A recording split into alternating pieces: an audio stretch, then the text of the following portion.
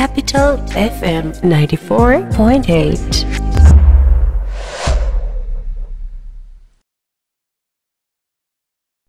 Bashundhara housing এর সাথে ঢাকার যে কোনো প্রান্তের যোগাযোগ হবে আরও স্বাচ্ছন্দ্যে। মেট্রো রেলের 6টি স্টেশন দিয়ে ঘেরা স্মার্ট সিটি বসুন্ধরা হাউজিং, তাই যোগাযোগ হবে নিমিষেই।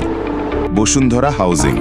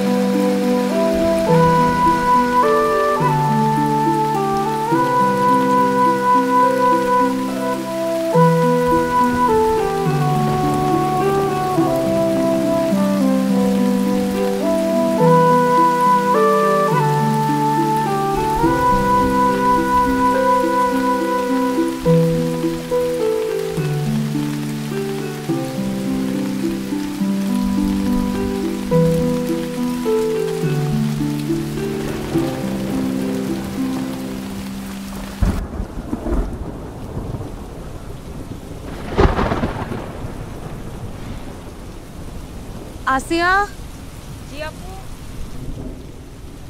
বাইরে যে বৃষ্টি, মনে হয় না উনি আসতে পারবে। তোমার সাথে কথা হয়েছে?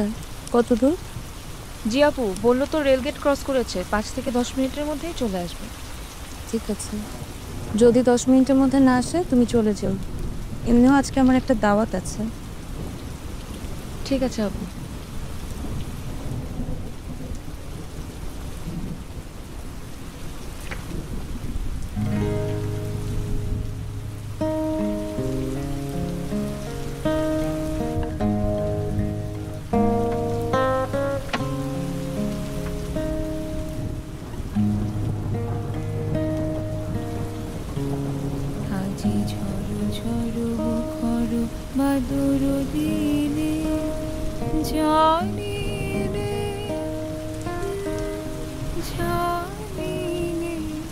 কিছুতে কেন যে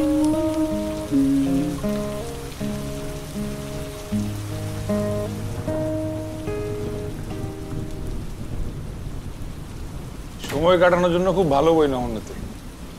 গুড চয়েস। ইফতেখার শাওন। হ্যাঁ, ওই শাওন। ঢাকা শহরটা একদম ডুবে গেছে।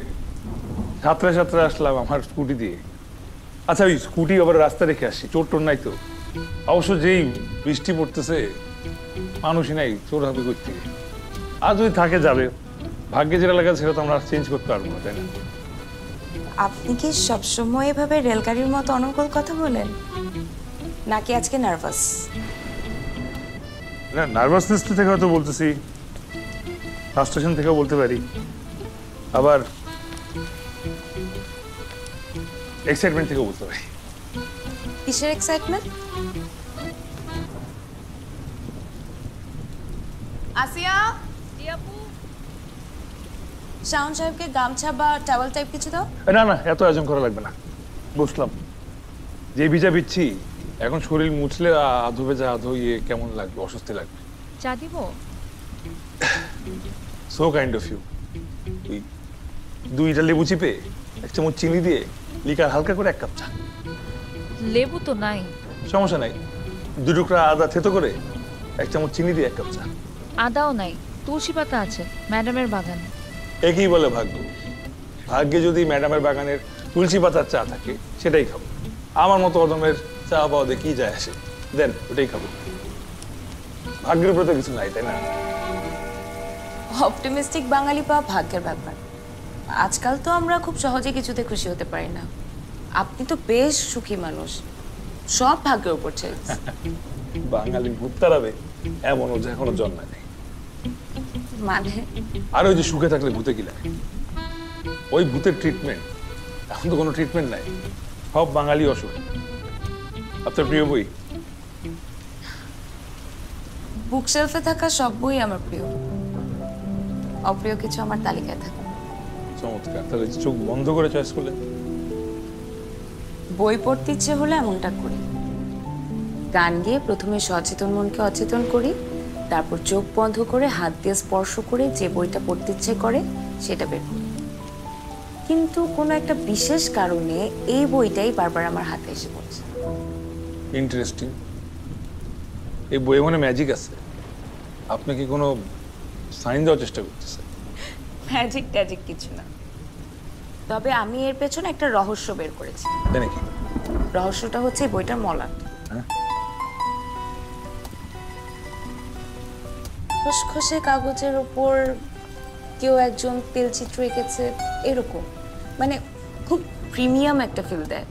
ধরলেই মনে হয় পড়ে দেখি। কি সুন্দর। সাইকোলজিস্টদের কাছে সব কিছুর একটা লজিক্যাল ব্যাখ্যা থাকে। খুব ভালো। ওই মৈত্রী দেবীর লেখা গভীর মনোযোগ দিয়ে পড়তে হয়, বসে পড়া যায় না। এক পৃষ্ঠা পড়ে চিন্তার সাগরে ডুব দেওয়া লাগে, তারপর প্রিয় লাইনগুলা ডায়েরিতে টুকে রাখা লাগে, তারপর আবার পরের পৃষ্ঠা নিয়ে বসতে হয়। অদ্ভুত দর্শন আছে বইয়ের উপর। আপনি পড়েছেন? 4 বার পড়ে ফেলছি। প্রতিবার নতুন নতুন জিনিস আবিষ্কার করি। এই যেমন এক্স বয়ফ্রেন্ডের বইয়ের উত্তর দিতে গিয়ে বই লিখে ফেলছি।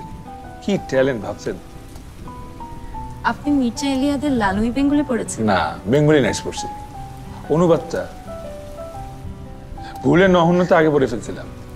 3 বার পড়ার পর বুঝলাম ওই নামের মধ্যেই তো আসলে ম্যাজিক। কি ম্যাজিক? নহন্যতে মানে যার কোনো মৃত্যু নাই।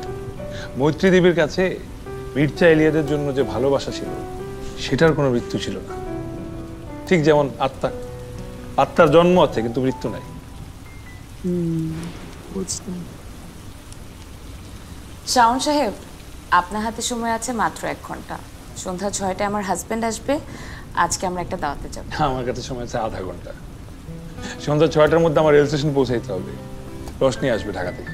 বাহ, তাহলে তো বেশ ভালো হলো। আপনি আপনার প্রবলেমগুলো আমার সাথে শেয়ার করেন।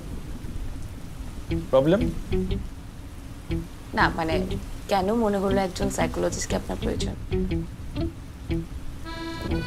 সাইকোলজিস্ট অনেক গুড লিসেনার হয়। খুব বেশি দিন তো হয় নাই যাতে পাস করছে। মানে এটা বোরিং প্রফেশন। আপনার নিশ্চয়ই এখনো এই প্রফেশনের প্রতি অভক্তি জন্মায় নাই। আর আমার গাট ফিলিংস বলতেছে আপনি আমার গল্পটা খুব মনোযোগ দিয়ে শুনুন। দীর্ঘ 1 বছর অপেক্ষা করছি আমার এই অদ্ভুত গল্পটা কাউকে শোনানোর জন্য। আপনি শুধু গল্প করতে আসছেন? আমি বাচাল, আমি গল্প করতে আসছি। লেখক বললে ছাপায় ফেলতাম। তাহলে একটা লেখক ভাড়া করলেই পারতেন, মানে আপনার সময় বেঁচে যেত। অযথা টাকা খরচ করে সময় নষ্ট করে আমার মতো রিসেন্ট পাস করা একজন সাইকোলজিস্টের কি প্রয়োজন ছিল? এটা অবশ্য ঠিক বলছেন আপনি, কিন্তু আমি চাই না আমার এই গল্প সবাই জানুক। কিছু কিছু গল্প অচেনা মানুষের জন্য ইন্টারেস্টিং হইলো, কাছের মানুষের জন্য বিব্রতকর। এই গল্পটা আজকের পর আমি ভুলে যেতে চাই। বুঝলাম। তার মানে আপনি কনফেশন করতে আসছেন। এটা ভালো। কিছু কিছু গল্প সেলফ রিলিফে হেল্প করে। আপনি বলেন, আমি শুনছি। এই দেখেন চাও চলে আসছে। Thank you. Welcome. So nice of you.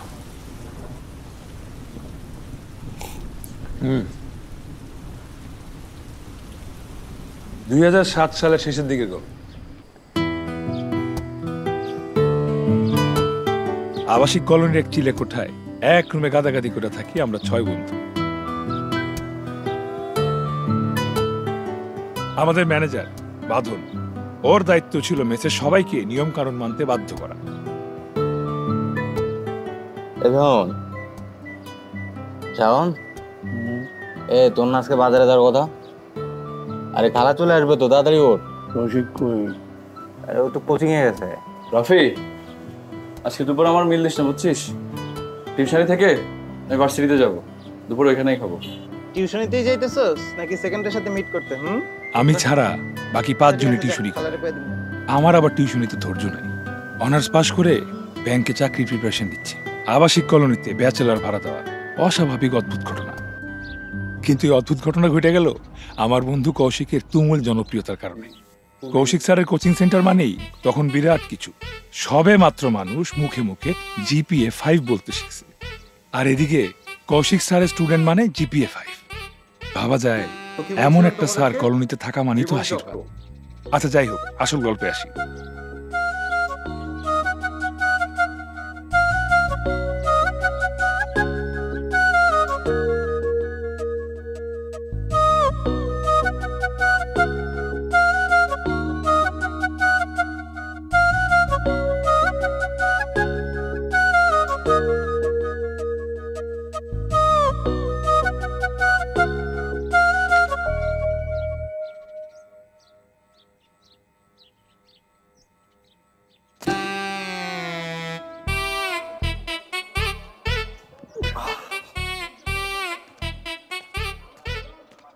টাকা দে, বাজারে যাবো।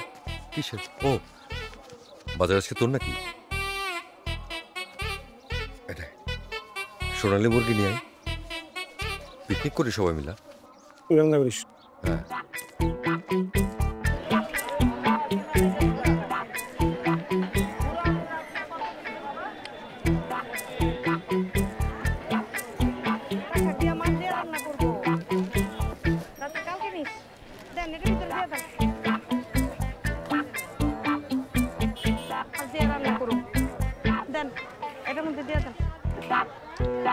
আমার কাটল কি চাউলা? দাঁড়াও দেখানি। ভাই টমেটো কত? 20 টাকা। হাফ কেজি টমেটো দেন। কত চাও? 40 টাকা। বাবা তুমি ওই যে ওই বাসায় থাকো না, ওই পোলাটার লগে, যে কৌশিকের লগে থাকো না? না কৌশিক স্যার, একই কথা। হ্যাঁ আমরা রুমমেট। বাজার করতে আসছো? আচ্ছা বাবা, আমার বাজারগুলা কি একটু আমাদের বাসায় পৌঁছায় দিতে পারবা? মেয়েদেরকে নিয়ে আসছি তো বুঝোই অনেক। হ্যাঁ হ্যাঁ কোনো সমস্যা নাই। মামা এই কাঠল আমি বিকাল নিয়ে যাবো। আমার আবার আন্টির রাশি ভালো, কলোনির সব আন্টিরা আমার আবার খুব যত্ন নিতেন। যদিও এটা কৌশিকের অবদান। এই যেমন রুবিনার মা, আমাদের বাড়িওয়ালা, আমাকে দেখলেই তার খালি বাজারের কথা মনে পড়ে। আমিও বিনা শর্তে তাকে সাহায্য করি, এলাকার প্রত্যেককেই সাহায্য করি।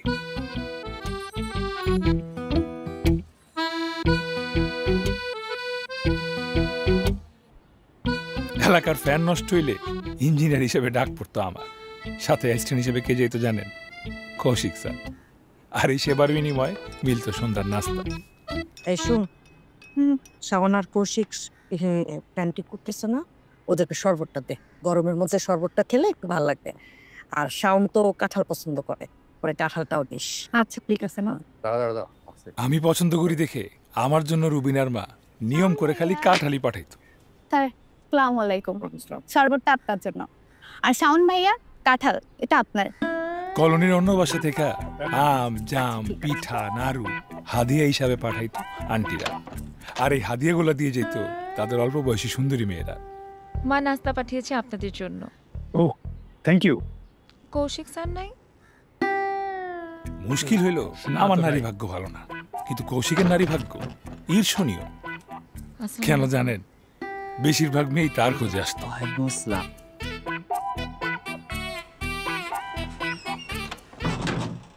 শাওন ভাইয়া কেমন আছেন আপনি? ভালো। কিন্তু আসার কথা হইল শুধুমাত্র রুবিনাই আসতো আমার খোঁজে। কাঁঠাল। কাঁঠাল? Thank you.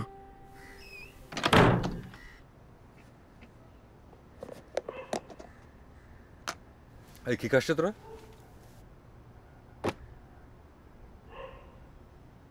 আরে এরা নাস্তা পাঠাইছে, দেখ না, ট্রাই কর। আমরা যা মজা হইছে না, আমরা ট্রাই করে দেখ না। কাঁঠাল কে পাঠায়? মানে কাঁঠালের গাছ আছেই কাদের, আর প্রত্যেকদিন একটা করে পাকেই কাদের, আর তোরেই বা পাঠায় কারা? ফালতু কথা বলবি না, জাতীয় ফল খাইলে খানা চুপচাপ।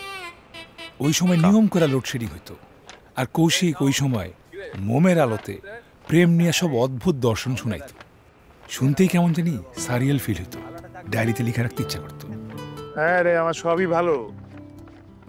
ভালো না হচ্ছে কি নারী ভাগ্য। আর স্কুল লাইফে প্রেম করছি 3টা। সর্বোচ্চ প্রেমের মেয়াদ জানোস 30 দিন, তা আবার রোজার মাসে। ফেরি খাইতে গিয়ে প্রেম, আর 4 দাঁতে ব্রেকআপ করে দিচ্ছি। ব্রেকআপের রিজন কি ছিল রে? ব্রেকআপের কারণ বলছিল আমাকে নাকি দেখতে মোর দেন ব্রো লাগে, ভাই ভাই ফিল, নম্র ভদ্র, ভালো মানুষ, এত ভালো মানুষের সাথে নাকি প্রেম করে আরাম নাই, অ্যাট্রাকশন থাকে না। একটু খ্যাপাটে পাগলাটে না হলে নাকি প্রেম জয়। যাই বলিস বন্ধু, কৌশিকের কিন্তু নারী কপাল খুব ভালো। ও, একটার পর একটা চিঠি আইতেই থাকে, আর আমাকে তো কপাল পেটা ফুটা। শোন সব, এই পৃথিবীতে একটা অদ্ভুত মেকানিজম কাজ করে, এখানে তুই যা চাবি সেটা তুই পাবি না, কিন্তু যেই মুহূর্ত থেকে তুই সেটা আর চাইবি না, তখন সেটা তোর পায়ের সামনে এসে হুমড়ি খেয়ে পড়বে। ব্যাংকের জব ওটার আশা ছেড়ে দিব? ব্যাংকের জব চাকরি তো দরকার, সব ছেড়ে দিলে বাঁচবে কি করে? তাছাড়া মানুষের বেসিক কিছু নিশ্চয় প্রয়োজন আছে না, যেমন বিয়ে। হ্যাঁ, বিয়ে তো করতেই হবে। তোর ছাতার মাথা, এসব দর্শন বর্শন আমার দিয়ে হবে না, ব্যাস লেগে গেছে। চল, এসব বিয়া মায়া নিয়ে না ভাইবা, জব নেওয়া ভাব।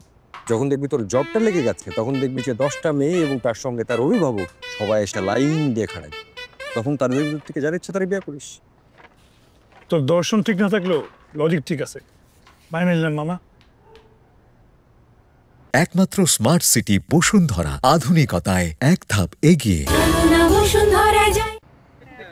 বুঝিস কিন্তু রেট পারবি পারবি পারবি দিতে টেনশন নাই, দাঁড়া মান না, ডিফিকাল্ট আছে, দাঁড়া না। কাভার নিয়ে ওয়ার্ক কর, তোরে রেড তোরে ডুবাবে, বুঝছিস? তোরে রেড করে ডুবাবে, সেটা দুপুর বেলায় যান। আর GP5 না, GPA5। ওই তো হলো, ধরেন মুষ্টি খান। শাওন ভাইয়া, এই ভাইয়া ডাকেও যে প্রেম ব্যাপারটা লুকায় আছে, এইটা নিয়েও কৌশিকের দর্শন আছে। এই যেমন রুবিনা, যাকে আমি বোনের চোখে দেখি, সে কিন্তু আমাকে ভাইয়ের চোখে দেখে। ভালো কোথাও চান্স পেতে হবে, লেখাপড়া করো ঠিক করে।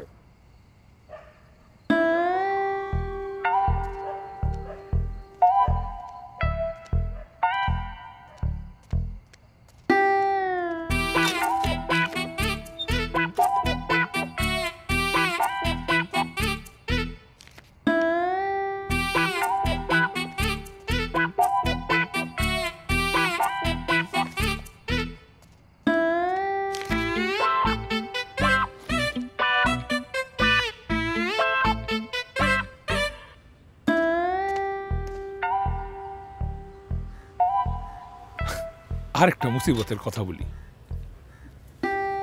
লেটার বক্সে চাকরি চিঠি খুঁজতে গেলে শুধু খুঁজে পাইতাম কৌশিক স্যারকে লেখা মেয়ে ছাত্রীদের অজস্র প্রেমপত্র। আর সেই চিঠিগুলা আয়োজন করে পড়তাম ছাদে বৈশা যখন লোডশেডিং হইতো। ডাক বাক্সে পাইলাম এগুলো। ও বাবা, মেলা চিঠি, দেখি দেখি দেখি। এই যে তোকে চিঠি পড়ার যোগ্যতা হয়েছে নাকি? কেন কেন? তুই তো বাংলায় ঠিকঠাক দেখে পড়তে পারিস না। আচ্ছা দোস্ত, ও যে বাংলা পারে না, তাহলে এতগুলো স্টুডেন্ট পড়ে কেমনি?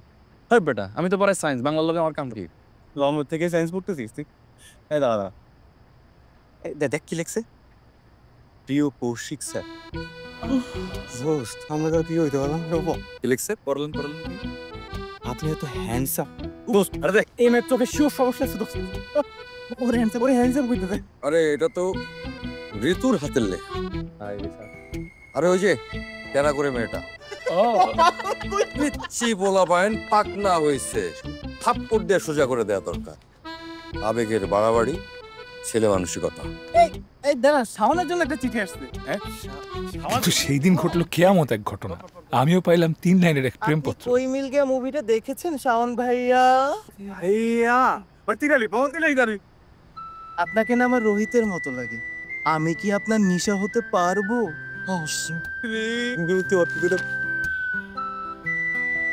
আরে এটা তো রুবিনার হাতের লেখা। হ্যাঁ, আর এই মায়া যে তোর এরকম 3 আলিফ বেশি দিয়া ভাইয়া বলে ডাকে, এই ভাইয়ার মধ্যে ঝামেলা আছে। এটা হলো প্রেমিকা মার্কা ডাক। এই মায়ের থেকে 100 হাত দূরে থাকবি, নাহলে কিন্তু কেস খেয়ে যাবি। আচ্ছা আচ্ছা, ঠিক আছে। এই তুই কই মিলকা দেখছস? না। কি বলছ? আর ওটা তো ঋত্বিক রোশন আছে না? ও নিজেরে নিশা বলছে, প্রীতি চিন্তা বলছে, আর তোরে বোকা শোকা ঋত্বিকের সাথে তুলনা দিছে। নায়ক ঋত্বিকের সাথে না। বলছিলাম না এই ভাইয়াটাকে ঝামেলা আছে। কতদিন ঝামেলা ভাইয়া ডাক শুনি না, সমস্যা কি? এই তুই ওরে বোন ডাকস? মায়ের পেটের তো না, সবারই বোন ডাকলে বউ ডাক মুখে। প্রেম ভালোবাসা নিয়ে ফাইজলামি না, সবাই সিরিয়াস হ। এই বয়স কত হয়েছে তোর? বয়স কত? 24। সার্টিফিকেটের টা না, আসলটা ক। 27। আমাদের জুনিয়র বলো, তুই তো আমারও 3 মাসের ছোট রে। চুরি করবি ভালো কথা, তাই বলি এত বড় সিনা চুরি 3 বছর? আমি করছি নাকি, আব্বা করছে, সরকারি চাকরি পড়ে। তাইলে be serious about it, focus on that, সেটা ঠিক করে কর। আর সব প্রেম ভালোবাসা, এসব প্রেমের চিঠি, এইসব নিয়ে আলোচনা বাদ দে। যাই হোক, কৌশিকের কথা মতো প্রেম প্রীতি বাদ দিয়ে আমিও সিরিয়াস হইলাম। বিশ্বের সকল রাজধানী, শহর, মুদ্রার নাম আমি এক এক করে ঝাইরা মুখস্থ করতেছি। বাজার ছাড়া আমি এক কদমও বাইরে না।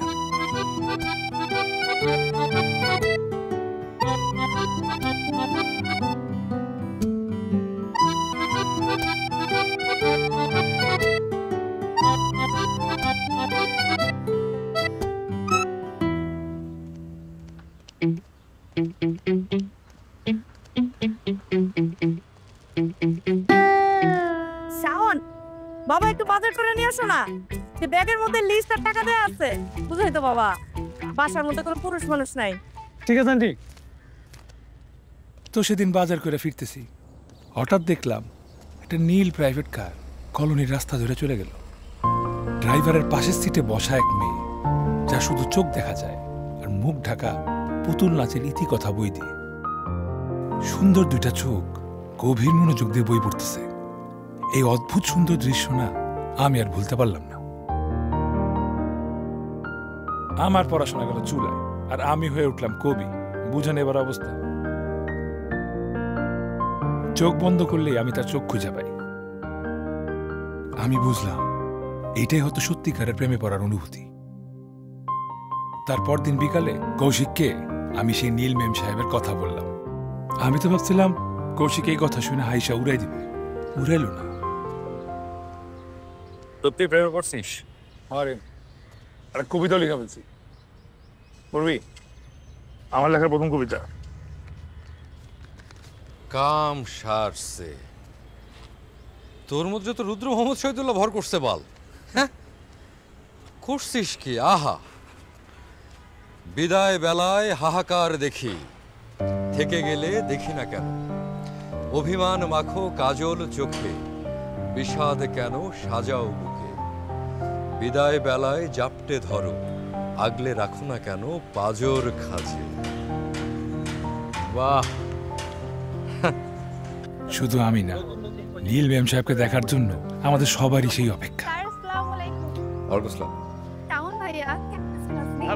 পর পর 2 দিন বিকাল 4টায় আমরা সবাই অপেক্ষায় থাকি নীল মেম সাহেবের জন্য, কিন্তু তার আর দেখা নাই।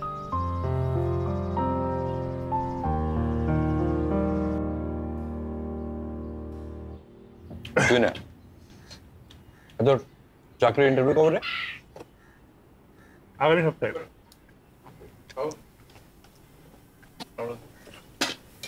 প্রিপারেশন কেমন তোর? জানি আল্লাহ জানে কিছু হয়ে যাবে। ভালো করে পড়, পরীক্ষাটা দে, নাহলে তোর ওই নীল পরি আস্তে করে জলের মধ্যে ডুবে যাবে। এদিকে কৌশিক আবার সেই ঘটনার ফায়দা উঠাতে শুরু করলো। আমি আমার ইহজীবনে কখনো রেড কভার দিতে পারিনি। কভার দেওয়ার এই প্রেশারটাই না আমি নিতে পারি না। সেই দিনও রেড ফেললাম ঠিকই, কিন্তু যখন কভার দেওয়ার সময় আসলো তখন কৌশিক মোটিভেশন দিল। এটাকে সাদা ভাবিস না, এটা তোর নীল মেম সাহেব। নাও টেক দ্য শট। আয় জীবনে দেখ না, আরে দেখ না, আরে যাবে যাবে যাবে, চল চল চল। আরে জীবনে যাব না। আমার তো টেনশনে অবস্থা খারাপ। চোখ বন্ধ করলাম, চোখে আবার সেই চোখ ভাইসে উঠল।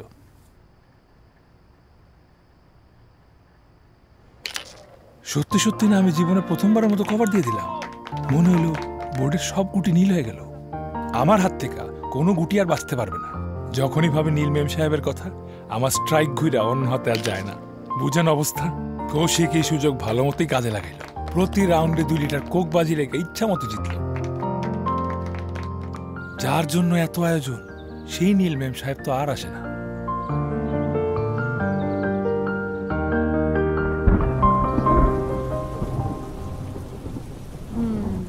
শুধুমাত্র চোখ দেখে অবস্থা।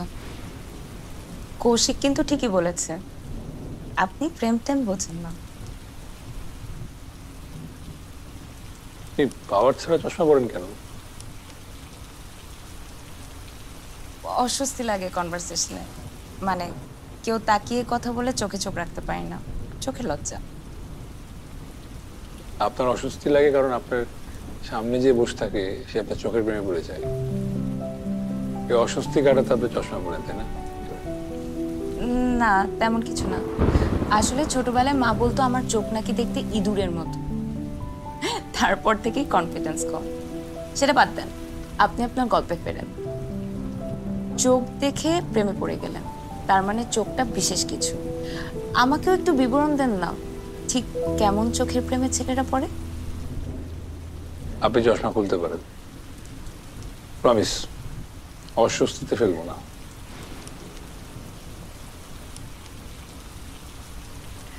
আপনার কথা ভুল প্রমাণ করতেই চশমাটা খুললাম। So kind of you. এবার আরেকটা রিকোয়েস্ট। শিওর? আমরা যখন গল্প বা কোনো উপন্যাস পড়ি তখন সেই চরিত্রে নিজেকে ভাবতে পছন্দ করি, তাহলে গল্পটা আরো বেশি ফিল করা যায়। আপনি কাইন্ডলি আমার গল্পে নীল মেম সাহেবের জায়গায় আপনার নিজেকে ভাববেন। আমি অলরেডি আপনার গল্পে ডুবে গেছি। বাচাল হলো আপনার গল্প বলার আয়োজন ভালো, বলতে পারেন। Thank you. এরপর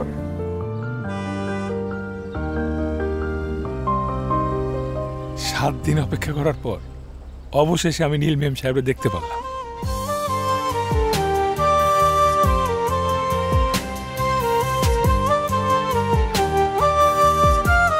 আমি বুঝতে পারলাম প্রত্যেক বৃহস্পতিবার ঠিক 4টায় এই নীল মেম সাহেব কলোনিতে আসে। ঠিক বিকাল 4টায় তার পরের বৃহস্পতিবার আমার ধারণা সঠিক প্রমাণ করে আবার সে নীলগাড়ি প্রবেশ করল। এবার ভাগ্য ভালো, আমার সাথেই ছিল কৌশিক। আমরা খুব কাছ থেকে নীল মেম সাহেবকে দেখলাম। নীল মেম সাহেব গভীর মনোযোগ দিয়ে বই পড়তেছে। তার হাতে এখন বুদ্ধদেব সাহার সবিনয় নিবেদন। আমি আর কৌশিক পিছু নিলাম সেই নীল মেম সাহেবের। কলোনির ৭৯ নম্বর বাড়ির সামনে গিয়া ওই গাড়িটা থামে। বাড়ির নাম শাপলা।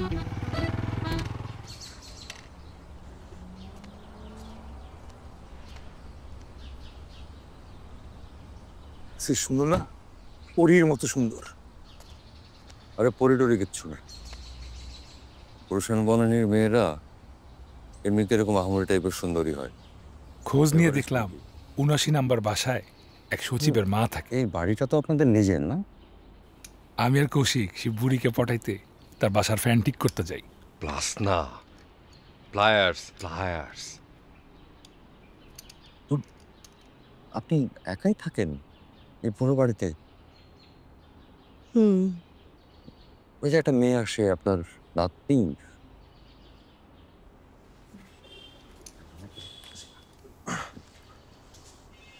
খালি হু হু করে, তো কিছু তো বুঝি না। তাজ্জব একটা ব্যাপার, ঘরে একটা মাত্র ছবি যেখানে নীল মেম সাহেব জাপটা ধরে রাখছে বুড়িকে। আপনার নাতনি? এই বুড়ি শুধু মাথা ঝাঁকায়, আর কোনো কথা বলে না। এই ঘর থেকে কোনো তথ্য বাইর করতে পারিনি। তাই সিদ্ধান্ত নিলাম ছোট ছোট চিরকুট পৌঁছায় দিব ওই নীল মেম সাহেবকে।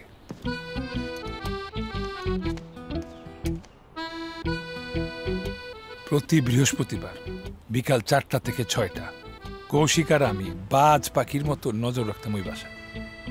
সেই দিন কৌশিক আরেকটা ভালোবাসার দর্শন নাজির করলো। শোন, হ্যাঁ, প্রেমিক হইতে হইলে হ্যাঁ সুপার গ্লু হইতে হয়, একদম আঠার মতো লাইগা থাকতে হয়, স্যাঁচড়া টাইপের।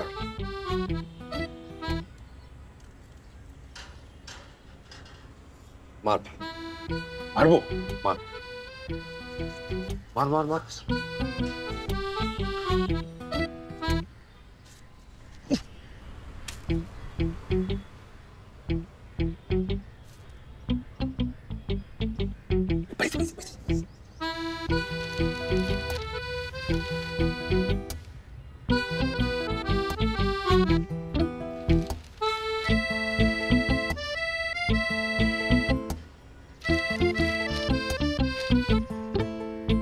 এই ফালাই দিল।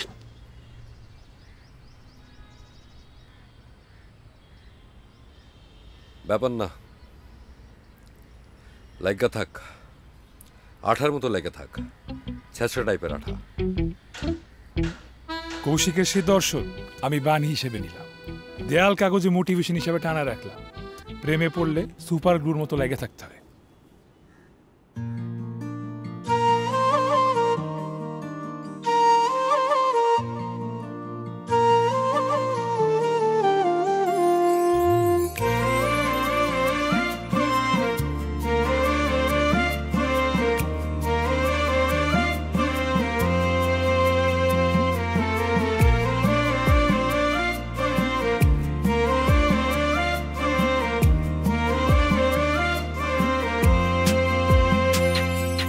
তোমার কাজল, তোমার ভালোবাসা, তোমার চোখে একটা নদী আঁকা।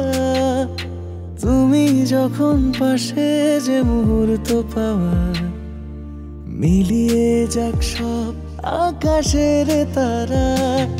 আমি আকাশ থেকে পেড়ে আনবো জোছনা, চলো আলোর ফুলে যুগল পায়ে ভালোবেসে। হাতে লেখা বই হই দুজনা, হাতে লেখা বই হই দুজনা।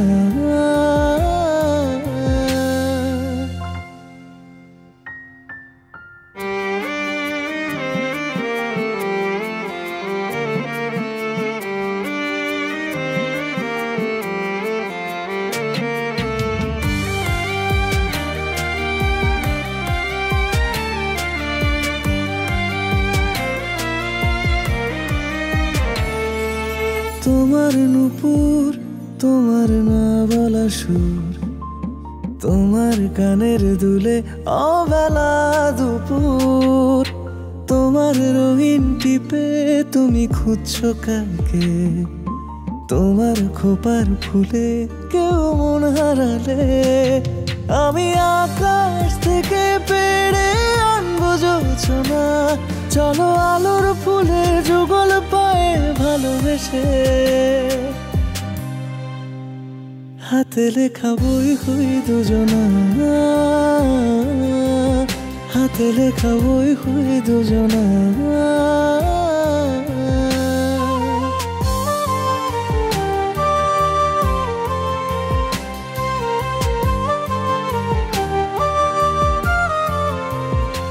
একমাত্র স্মার্ট সিটি বসুন্ধরা, আধুনিকতায় এক ধাপ এগিয়ে। কখনো দেখা হলে চোখের কি লিখছিস ভাষায়। কখনো দেখা হলে চোখের ভাষায় বুঝে নিও প্রেম। বাহ, কে ছিলাম কার ছিলাম তোলা থাকুক সে আলাপ। Bravo Bravo. তুই লিখছিস? হ্যাঁ,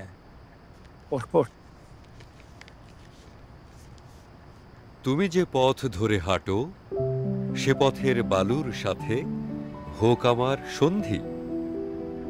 আহা, যে জানালার পাশে বসে বই পড়ো, সে কার্নিশের ধুলোর সাথে হোক তুমুল দোস্তি। তুমি যে কাজল চোখে মাখো, তার নোনা জলে মিশে যাক আমার সকল ক্লান্তি। সাবাস, ব্রাভো শাওন। তুই তো রুদ্র মোহাম্মদ শহীদুল্লাহকে ফেল মেরে দিবি। হ্যাঁ বলিস কি দোস্ত?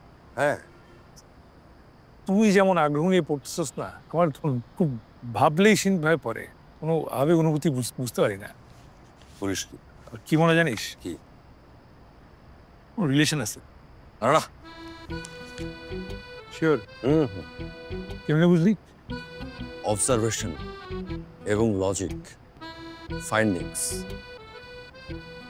লজিক নাম্বার 1, এরকম বাড়াবাড়ি টাইপের একটা সুন্দর মেয়ে যদি কোনো সম্পর্কে থাকে, তাহলে সামনের সিটে ড্রাইভারের পাশে বসে গাড়িতে চলাচল করবে না, কারণ এই টাইপের মেয়েদের বয়ফ্রেন্ড হয় তুমুল টাইপের পজেসিভ, ঠিক ঠিক টক্সিক। হ্যাঁ হ্যাঁ, ওকে, ঠিক ঠিক। লজিক নাম্বার 2, কোনো সম্পর্কের ঝুট ঝামেলা ঝক্কি থাকলে নিয়ম করে প্রত্যেক দিন বই পড়া পসিবল না।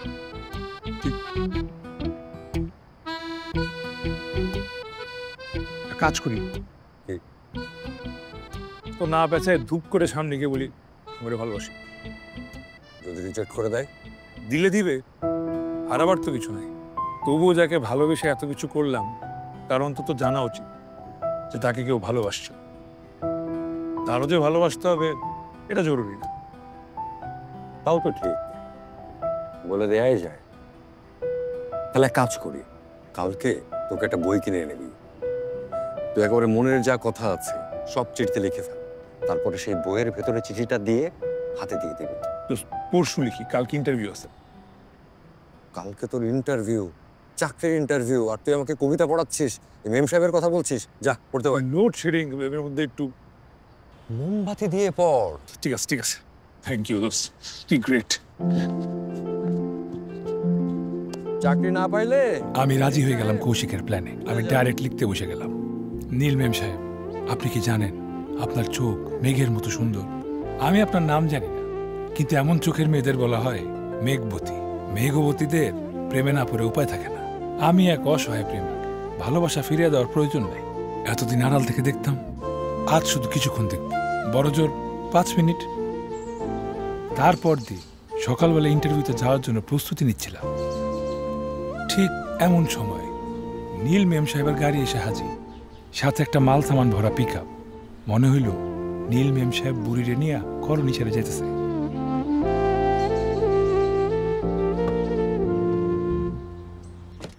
বাদন ভাই, তাড়াতাড়ি বাইরে হ ভাই, পড়ে যে গোপাল।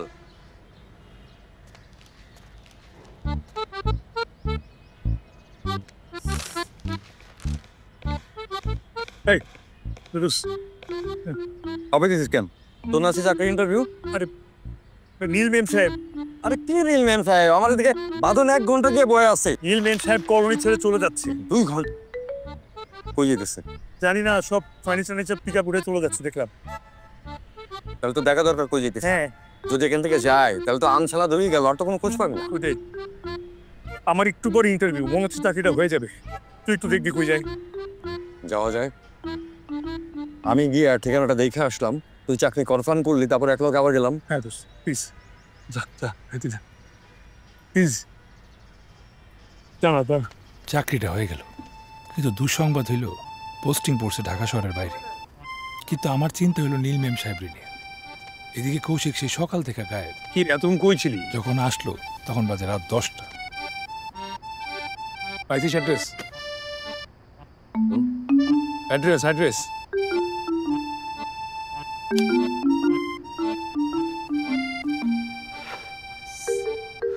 কি?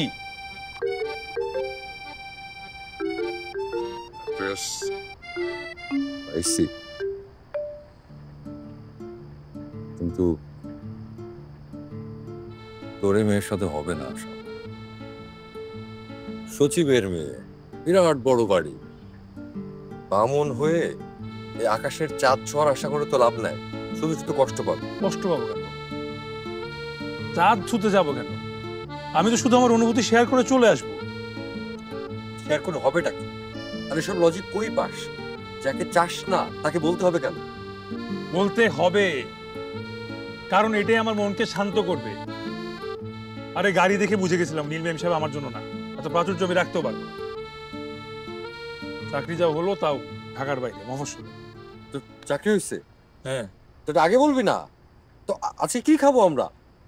স্পেশাল কিছু রান্না? আচ্ছা, তুই স্যালারি হইলে খাওয়াস, আজকে আমি খিচুড়ি রান্না করি। হ্যাঁ, এই বাঁধন, আমাকে অ্যাড্রেসটা দে।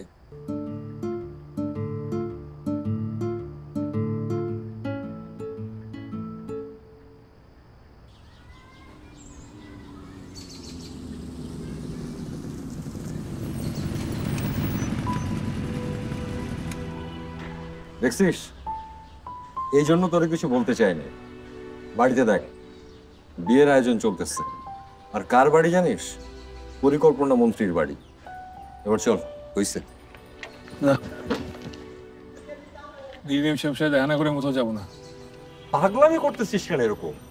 আর কি বাংলাদেশে কি মেয়ে একটাই আর মেয়ে নেই?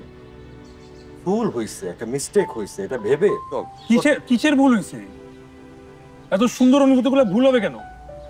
পাইলাম না, ঠিক আছে, কোনো সমস্যা নাই, বলতে তো দোষ নাই।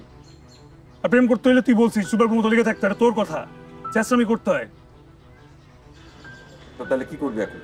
এই সুপার গ্লুর মতো ছেঁচড়ার মতো দাঁড়িয়ে থাকবে এখানে? তো থাক, দেখ কি হয়। আমি গেলাম গা, কোচিং এ যাই, পড়াইতে হবে। পড়া তুই যাবি না তাইলে? গেলাম, থাক।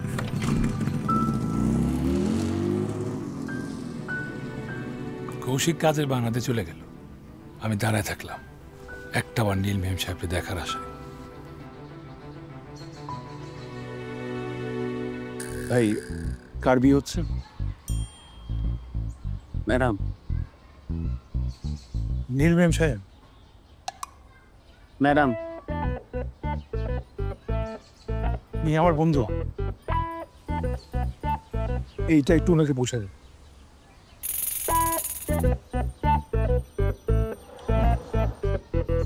দারুণ বেটা, বিরাট ঘুষখোর। 100 টাকা বকশিস দিয়ে পাঠালাম, সাথে খবর নিলাম নীল মেম সাহেব সচিব সাহেবের একমাত্র মেয়ে। আজ তার বিয়ে, পরিকল্পনা মন্ত্রীর ছেলের সাথে নাকি তার বিয়ে। আমার মন তো ভীষণ রকম খারাপ। আর একটু পর দারুণ এসে বলে, আরে আপনি বলছেন? বলছি মানে আপনি বাইরন? আরে আপনি তো মেনশনই না কেন? বলছে আমাকে চেনে না? আরে আপনি যে চিঠি দিয়েছেন, চিঠি দিছি বাসায় তুল কালাম কাণ্ড বেঁধে গেছে। আর বড় স্যার 2 নালা বন্দুক নিয়ে খাড়া রয়েছে, আপনার মাথা খুলে উড়া দিব। তাড়াতাড়ি ভাগেন, যদি খুলে উড়বে না স্যার। আচ্ছা ভাই,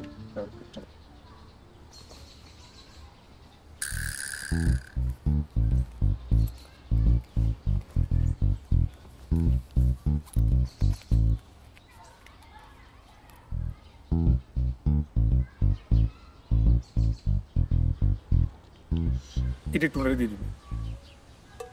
আর কিছু চাই বলেছিল? আচ্ছা নেন ভাই, এই যে আপনার কলম নেন, please last, please, thank you.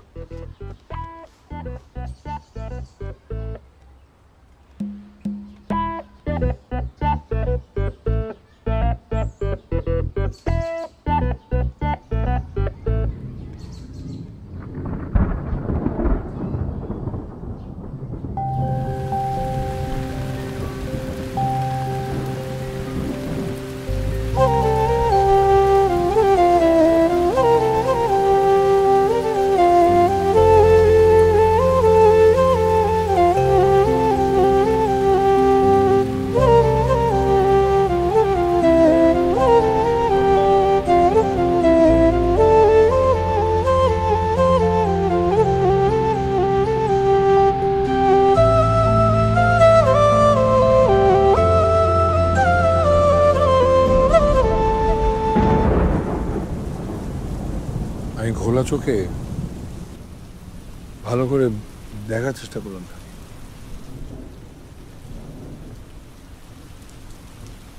কে? নীল মেম সাহেব? না, আমার সামনে যে দাঁড়িয়ে ছিল সে নীল মেম সাহেব না,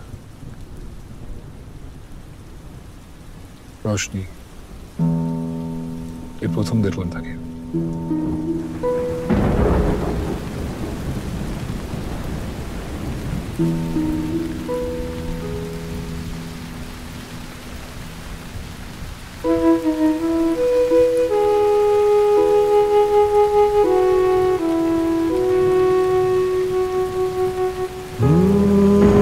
বৃষ্টিতে মেয়েটার চোখের কাজল ভিজে গেছে, মনে হচ্ছে নিদারুণ এক কষ্ট ভেঙে চুরমার করে দিছে মেয়ের ভেতরটা। কি চান বলেন তো? কেন এমন পাগলামি করছেন? আপনি কে? আমি রোশনি। আপনি জানেন আপনার পাগলামির জন্য আমার বিয়ে ভেঙে গেছে, বাসায় বাবা ভাঙচুর শুরু করেছে। আচ্ছা, আপনি কিভাবে আমাকে চেনেন?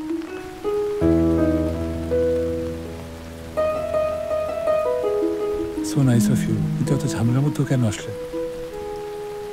না আসলে তো আপনি বৃষ্টিতে ভিজছিলেন। আপনি আমাকে ভালোবাসেন? আমাকে বিয়ে করতে চান এটা বাবার সামনে বলতে পারবেন?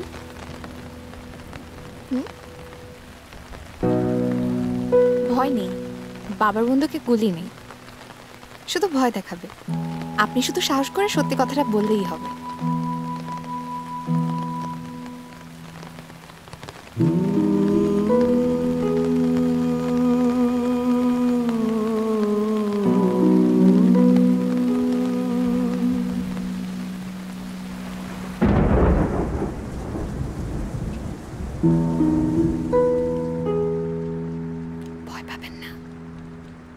তোমার সাথে আমার কোনো কথা নেই।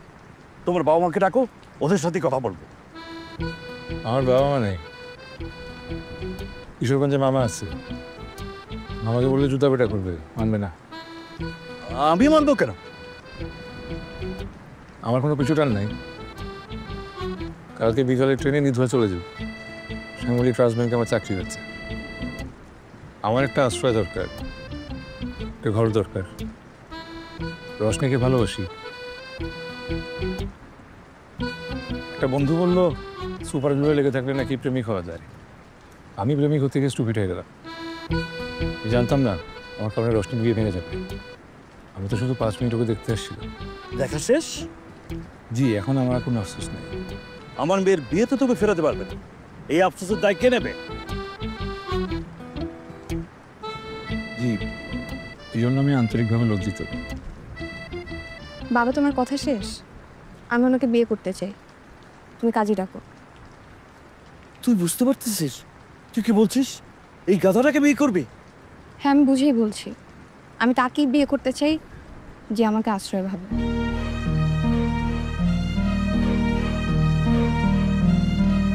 এরপর কাজীটিকে বিয়ে পড়ানো হয় আমাদের। আর আমার বিয়ে হলো শ্বশুরের পাঞ্জাবি পরে, যা আমার চেয়েও 2 সাইজের ছোট। তার যাবার ব্যাপার কি জানেন? আমাদের বাসর হয় হলুদ গাঁদা ফুলের সুবাসে।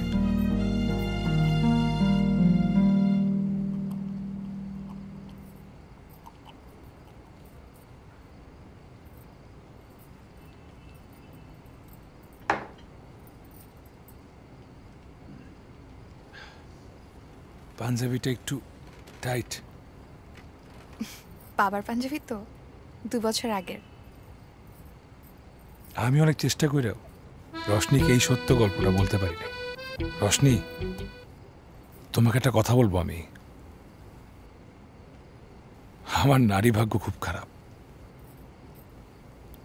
যদি আমরা 1 বছর সংসার করতে পারি, তোমাকে একটা অদ্ভুত গল্প শোনাবো। গল্পটা অদ্ভুত হলেও মনে হচ্ছে কোথায় যেন শুনেছি। গল্পটা অদ্ভুত, কিন্তু আনকমন না। পাওলো কোয়েলোর এই উক্তিটা শুনেছেন? পৃথিবী প্রয়োজন ছাড়া দেয় না তোমাকে কিছু, ভাগ্যে না থাকলে হবে না তোমার, যতই নাও না কেন পিছু। The Alchemist.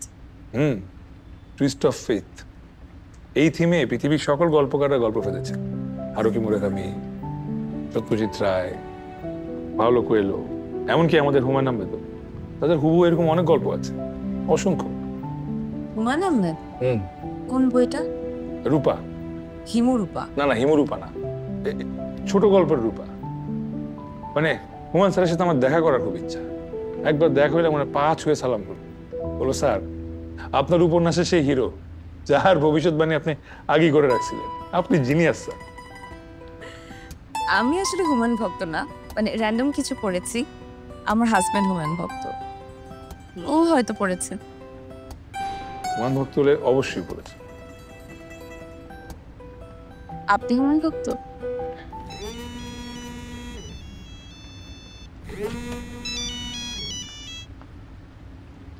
হ্যালো, হ্যাঁ আমার সেশন অলমোস্ট শেষ, আমি আসবো। ঠিক আছে, তুমি আসো। আমার বর, আমি আপনাকে কিছু সাজেশন দিতে চাই, আপনার সময় হবে? অবশ্যই, আপনার সাজেশনের জন্যই তো আসছি। আমার বর কৌশিক।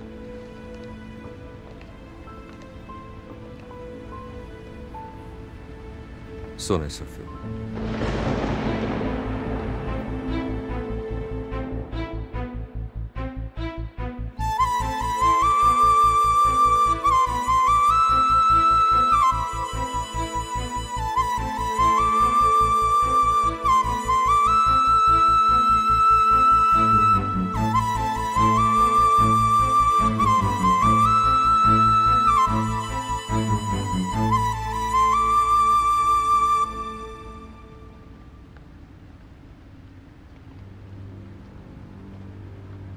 আমি জানতাম তুই আসবি।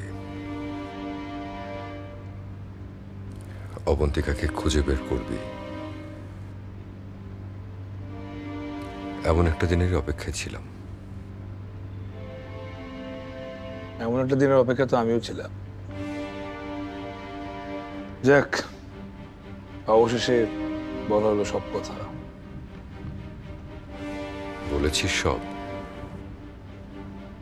একদম, A to Z, each and every details। আশা করি অবন্তিকা বুঝতে পারছে যে আমি সেই ছেলেটা যার সাথে তার সবচেয়ে কাছের বন্ধু বিমানি করছে, মিথ্যা কথা বলে তার পছন্দের মানুষকে চিনে গেছে। কোনটা মিথ্যা? হ্যাঁ, মিথ্যা কোনটা? দেখ শাওন, সত্যিটা তুই নিতে পারতিস না।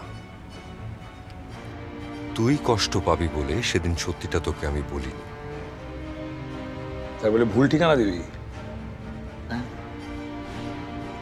তার জন্য আমি 1000 বার সরি বলতে রাজি আছি শাওন। সেদিন রুমে ফিরে আমি আর তোকে পাইনি। তন্ন তন্ন করে খুঁজেছি, তোকে খুঁজতে খুঁজতে তোর মামার বাড়ি গিয়েছি, সেখানেও তোকে পাইনি। একটা মানুষ যদি হারিয়ে যায়, সে যদি চায় তার খোঁজ আর কেউ না পাক, তাহলে তাকে কি করে সত্যিটা বলবো আমি? সত্যটা বলেই বা এখন কি লাভ? আছে,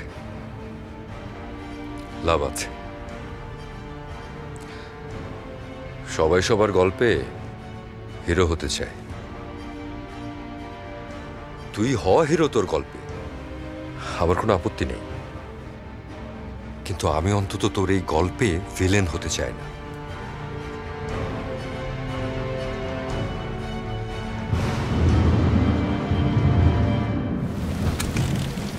সেদিন আমি অবন্তিকার পিছু নিয়েছিলাম, পিক আপ আর ওর গাড়ি আমার সামনেই ছিল, কিন্তু কিছু দূর যাইতে ওর গাড়িটা থেমে গেল। আমি তো বাইক স্টার্ট দিয়ে পালাতে চাইলাম, কেন জানি আমার বাইকটা স্টার্টই নিচ্ছিল না। কিন্তু ঠিক তখনই গাড়ির থেকে নেমে এলো অবন্তিকা।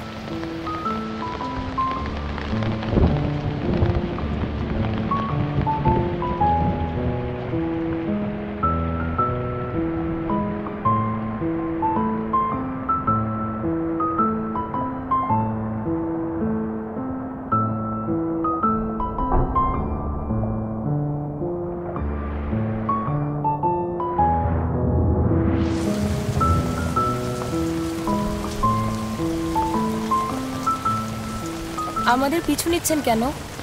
কিছু বলবেন? পিছু নিচ্ছি না, এ রাস্তা দিয়ে যাচ্ছিলাম, বাইকটা স্টার্ট নিচ্ছে না।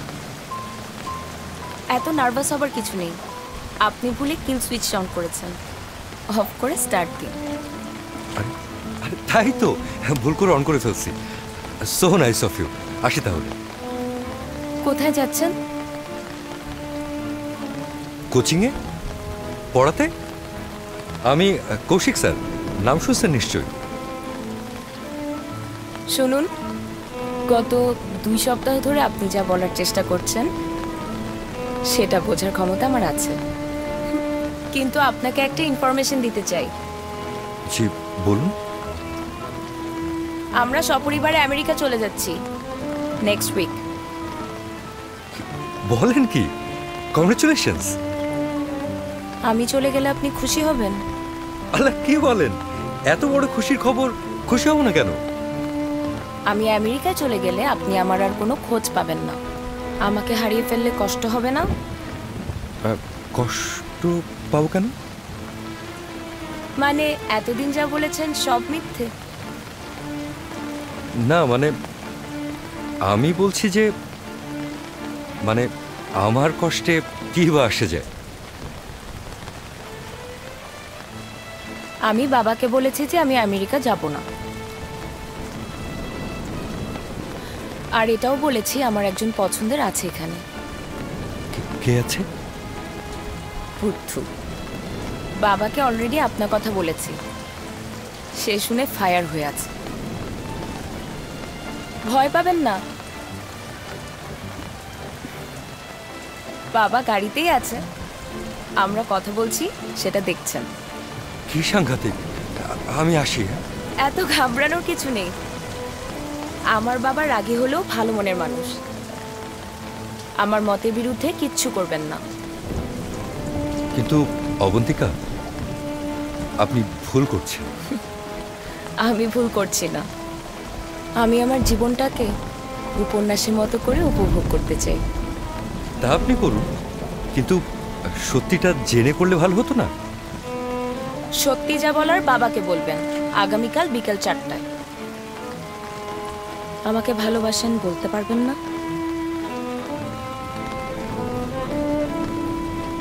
পারব।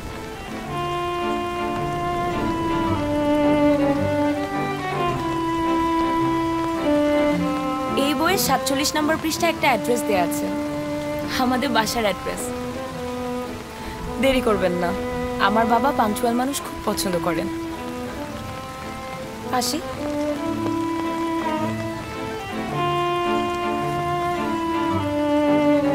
অবন্তিকা যাওয়ার আগে ফিরে তাকালো। ওই চোখে যে কি দেখলাম দোস্ত, বিশ্বাস কর আমি প্রথমবারের মতো অনুভব করলাম রোজ এই চোখে চোখ না রাখলে আমার পৃথিবীটাই মিথ্যা হয়ে যাবে দোস্ত। নারী ভাগ্য, তোর কোনো দোষ নাই। সত্যি কথা বলতে তোর উপর আমার কোনো ক্ষোভও নাই।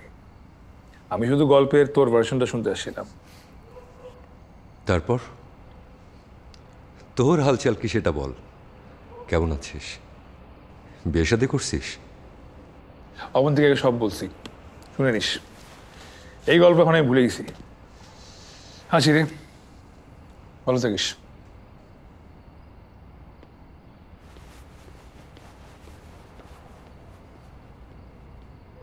একমাত্র স্মার্ট সিটি বসুন্ধরা, আধুনিকতায় এক ধাপ এগিয়ে।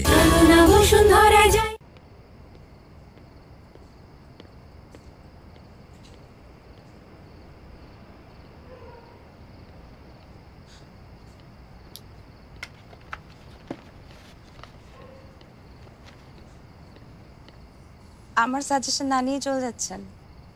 দেরিও যাচ্ছিল তো, তাই চলে যাচ্ছিলাম। বলুন না। শুরুর দিন থেকে আমি জানতাম গল্পের নীল ম্যাম সাহেব আমিই ছিলাম। কৌশিক আমাকে আপনার ব্যাপারে সবটাই বলেছে, আর এইটাও বলেছে একদিন আপনি আমাকে খুঁজে ঠিকই আপনার ভালোবাসার কথা জানাতে আসবেন। অ্যাপয়েন্টমেন্ট লিস্টে আপনার নাম দেখে খুব অবাক হয়েছিলাম। আমি আর কৌশিক গত 1 সপ্তাহ ধরে আপনার অপেক্ষাতেই ছিলাম। একটা কথা কি জানেন, বলবো? বলো। কষ্ট পাবেন না তো? কষ্ট আরো বাকি আছে। শুরু থেকে জানতাম কৌশিকই আমাকে পছন্দ করে। আপনি ভাবছেন মেয়েরা হয়তো ছেলেদের চেহারা দেখে প্রেমে পড়ে, ব্যাপারটা ভুল। মেয়েরা আসলে প্রেমে পড়ে ছেলেদের ব্যক্তিত্ব দেখে। মেয়েরা আসলে প্রেমে পড়ে ছেলেদের এফোর্ট দেখে। আমি গাড়ির সামনের সিটে বসতাম কেন জানেন? আয়নাতে কৌশিকের এফোর্ট দেখার জন্য।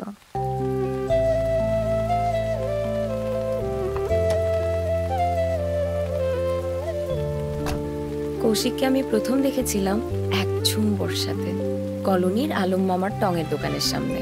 কৌশিক বৃষ্টি উদযাপন করছিল আর বন্ধুদের গেয়ে শোনাচ্ছিল, এমনও দিনে তারে বলা যায়। বৃষ্টি উদযাপন করতে আমিও ভালোবাসি। মুগ্ধ হলাম তাই কৌশিককে দেখে।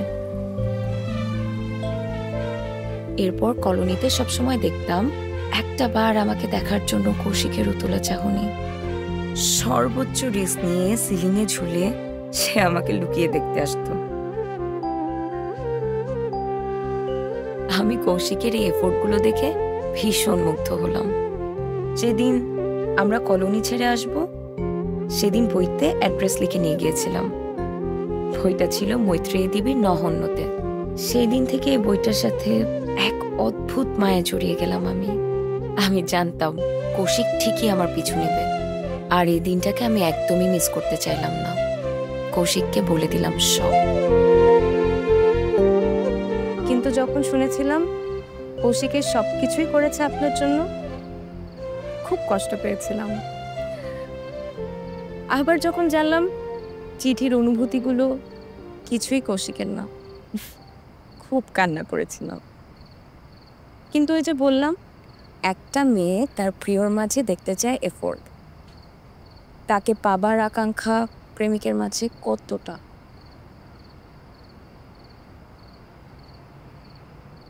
কৌশিক তার বন্ধুর জন্য যা করেছে, আপনি শাওন আপনার প্রেমিকার জন্য তা করেন নাই। আপনার অনুভূতিগুলো হয়তো চিঠিতে আছে, কিন্তু কৌশিকের রিপোর্ট আপনার অনুভূতিগুলোকেও কিন্তু হার মানায়। আমি ভুল ছিলাম না। গত 1 বছরে কৌশিক আমাকে একবারের জন্য অযত্ন করেনি, অবহেলা করেনি। আমি যার জন্য আমার জীবন বিসর্জন দিয়ে বাজি রেখেছিলাম, সেই মানুষটা গত 1 বছর প্রমাণ করেছে আমি ভুল ছিলাম না সেদিন। কৌশিক অনেক ভালো ছিল, গ্যারান্টি আমি দিচ্ছি। আর আপনার গ্যারান্টি দিচ্ছি আমি, আপনার মতো প্রেমিক হয় না। রোশনি কিন্তু খুবই ভাগ্যবতী মেয়ে। দেখেন, আপনার একদিনের পাগলামো দেখেই রোশনি আপনাকে 1 রাতের মধ্যে বিয়ে করার সিদ্ধান্ত নিয়েছেন। সবই এফোর্ট, বুঝলেন? পৃথিবীর সব সবাইকে ফিরিয়ে দেয়, সব। আপনি আপনার ভালোবাসা হয়তো আমার মাধ্যমে পান নাই, পৃথিবী আপনার কাছে ঠিকই রোশনির মাধ্যমে ভালোবাসা পাঠিয়ে দিয়েছে। শুনুন, এই গল্পটা আপনি কখনো রোশনিকে বলবেন না, প্লিজ। আপনি একটা কথা ঠিকই বলেছেন, কিছু গল্প অপরিচিত মানুষের কাছে বিস্ময়ের কারণ হলেও কাছের মানুষের কাছে কষ্টের কারণ হয়।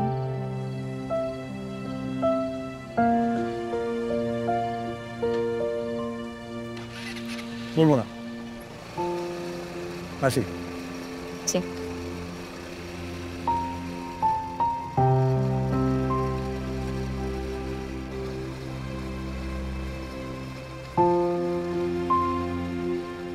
সব ভাগ্য, ভাগ্যে থাকলে ঠেকায় কি? তা না হইলে আমি যে নীল মেম সাহেবকে 1 বছর ধরে পাগলের মতো খুঁজতেছি, তার দেখা মিলল ঢাকা পোস্টিং হওয়ার ঠিক 13 দিন আগে, তাও আবার আমার বেস্ট ফ্রেন্ড কৌশিকের সাথে। তবে এই সত্যের মুখোমুখি আমার হতেই হতো। কিছু সত্য কষ্ট দিলেও মন শান্ত করে। আজ আমার মন শান্ত। ভালোবাসার ক্ষেত্রে কিন্তু এই জিনিসটা মানি, এখানে কেউ ক্রিমিনাল না, আমরা সবাই এক জায়গায় অসহায়। তাই তো আমি অ্যাপয়েন্টমেন্ট নিয়ে নীল মেম সাহেবের কাছে ছুটে গেছি। জানাতে গেছিলাম কেউ একজন তাকে খুব ভালোবাসত, তার ভালোবাসা ফিরে পাবো এই আশাও আমি কখনো করি নাই। ভালোই হচ্ছে, আজকে থেকে তোমার সব অপরাধ তো চলে গেছে। কিন্তু শাওনের মতো বন্ধু হারানোর আফসোস সারা জীবন থাকবে। এত আফসোস করার কিছু নেই। এটাও তো সত্য, তুমি ভুল অ্যাড্রেস দিছো দেখেই শাওন রোশনিকে খুঁজে পাইছে। টুইস্ট অফ ফেট, বুঝলা? মানে রোশনিকে তুমি জানো না? শাওন বলে নাই? না তো, আমাকে তো বললো যে তোমার কাছ থেকে সবকিছু শুনে নিতে।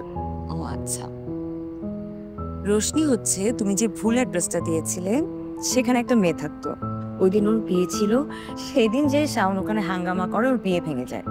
শাওনের ওর প্রতি ভালোবাসা দেখে ও ওই দিনই শাওনকে বিয়ে করে। আজকে ওদের 1 বছর পূর্তি। সে গল্পটাই তো বলতে আসলো। মানে আমি তো শাওনকে যে অ্যাড্রেসটা দিয়েছিলাম সেটা পরিকল্পনা মন্ত্রীর বাসার অ্যাড্রেস, আর ওই দিন ছিল তার ছেলে আদিলের গায়ে হলুদ। আদিল আমার ফ্রেন্ড, আর শাওন তো একটু ভেতু টাইপের, তাই আমি ভেবেছিলাম শাওন ওখানে গেলে ওর মাথাটা একটু ঠান্ডা হবে। তার মানে রোশনি ব্যাপারটা মিথ্যা? হ্যাঁ, অফকোর্স মিথ্যা। এই জন্যই তো শাওন বলছিল ওর গল্প হুমায়ুন আহমেদের কোনো একটা গল্পের সাথে মিলে যায়। কোনটা? রূপা? নীল মেম সাহেবকে মিথ্যা গল্প বলতে চাইনি, কিন্তু সবার গল্প তো হুমায়ুন আহমেদের রোমান্টিক গল্পের মতো করে সমাপ্তি হয় না। নীল মেম সাহেবরে যদি বলতাম তার ঠিকানায় আমি খুঁজে পাইছি আদিল নামে এক মন্ত্রীর ছেলেকে, তাহলে কতটা কৌতুক হইতো এই গল্পটা। কি ব্যাপার? সে দুপুর থেকে খেয়াল করছি গেটের সামনে দাঁড়িয়ে আছেন, কি কোন শৃঙ্খেট করতে চাচ্ছেন? স্যার মনে হয় বিরোধী দল। কোন দল করেন? আমি দল করি না, আমি স্টুডেন্ট। স্টুডেন্ট? আচ্ছা ঠিক আছে, আপনার যদি কোনো সেটেলমেন্ট করার ইচ্ছা থাকে, আমার পিএস আলী বশির, ওনার সাথে কথা বলুন। আজকে আমার বিয়ে, আমি আজকে কোনো ধরনের সিনকেট করতে চাচ্ছি না। ওনার বিষয়টা দেখুন, ঠিক আছে? জি স্যার, জি স্যার। আর কি ধরনের সেটেলমেন্ট উনি করতে চায় 5 মিনিটের মধ্যে করে শেষ করুন, আমি উপরে আছি। জি স্যার।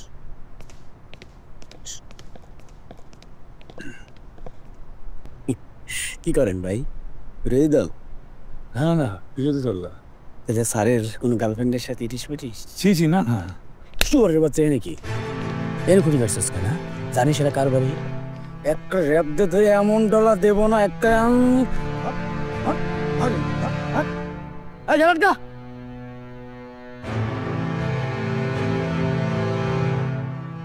এতক্ষণে হয়তো নীল ম্যাম সাহেব আর আমার বন্ধু কৌশিক আমাকে নিয়ে হাসতে শুরু করছে।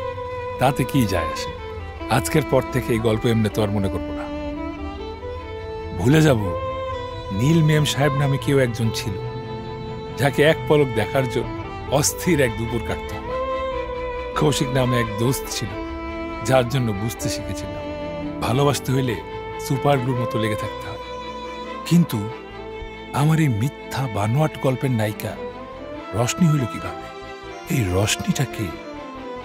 চেহারাটা খুব পরিচিত, কই দেখছি?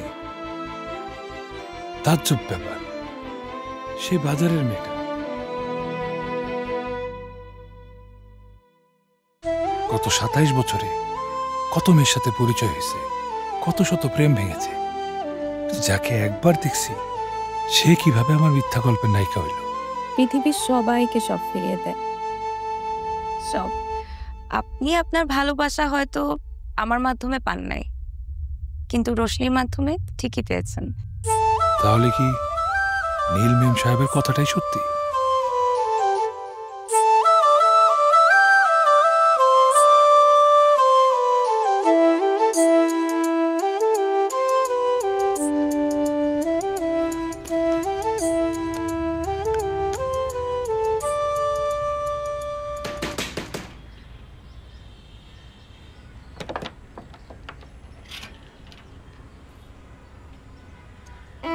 শাওন ভাইয়া,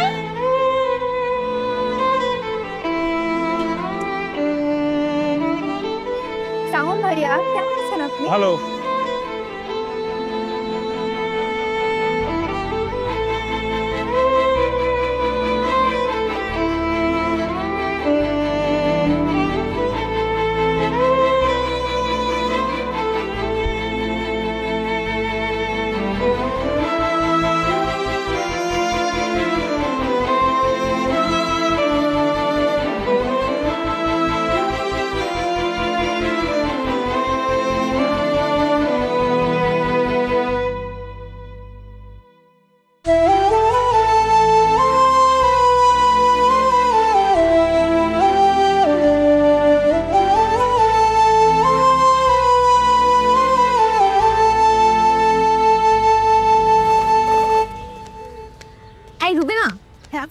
কই যাস?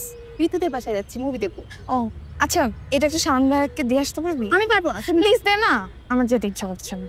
দাও। আর শুন, এটা একটু দিয়ে আসিস।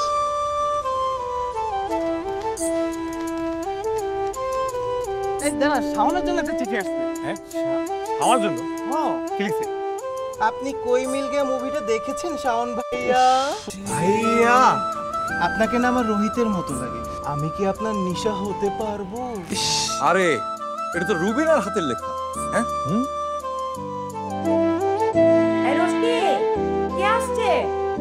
মা, শাওন ভাই আসছে। কৌশিকের সব দর্শনের মতো এই দর্শনও ভুল।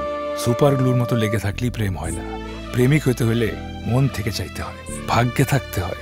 আমার ভাগ্যে ছিল নিশা, যাকে পৃথিবী আমার রোশনি হিসেবে পাঠাইছে।